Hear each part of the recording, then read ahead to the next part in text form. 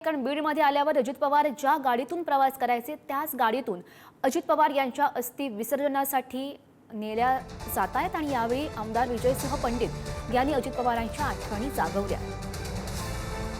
राज्याचे उपमुख्यमंत्री आणि बीडचे पालकमंत्री अजित पवार यांचं अपघाती निधन झालं आणि त्याच्यानंतर त्यांचा अस्थि कलश आज बीडमध्ये आणण्यात आला आहे। आणि आता अजित पवार बीडमध्ये आल्यानंतर ज्या विशेष गाडीमध्ये बसायचे आणि ज्या गाडीतून प्रवास करायचे त्याच गाडीतून त्यांचा अस्थि कलश या ठिकाणाहून घेऊन गेला जाणार आहे। आपल्यासोबत आमदार विजयसिंह पंडित आहेत। काय सांगाल राजे, या ठिकाणी तुम्ही अजित पवार यांचा अस्थि कलश ज्या गाडीतून ते प्रवास करायचे त्याच गाडीतून आज विसर्जनासाठी नेताय, काय नेमक्या भावना?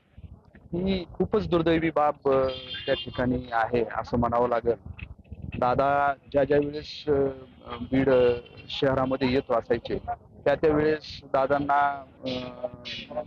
माझ्याच गाडीमध्ये ते हक्कानं आवर्जून त्या ठिकाणी बसायचे आणि शहरामध्ये कुठं भेट द्यायची आहे, कुठं शहरामध्ये कुठं काही पाहणी करायची आहे तर हीच गाडी असायची। आणि आज त्याच गाडीमध्ये जे आहे त्यांच्या अस्थिंचं विसर्जन करण्यासाठी, विधी करण्यासाठी आम्हाला जायचं आहे। हे खरंच अतिशय दुर्दैवी आणि दुःखद अशी बाब म्हणावं लागणार।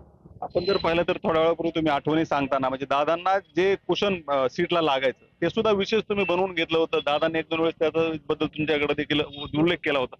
दादा आता पालकत्व ज्या वेळेस पासून दादांनी स्वीकारलं पालकमंत्री म्हणून बीडचं, त्यावेळेस त्यांच्या महिन्याला 1-2 चक्रा व्हायच्या। त्यावेळेस या गाडीमध्ये दादा मी म्हणल्याप्रमाणे शहरामध्ये असायचे, फिरायचे। नागरगोजे, पुढारी न्यूज, बीड।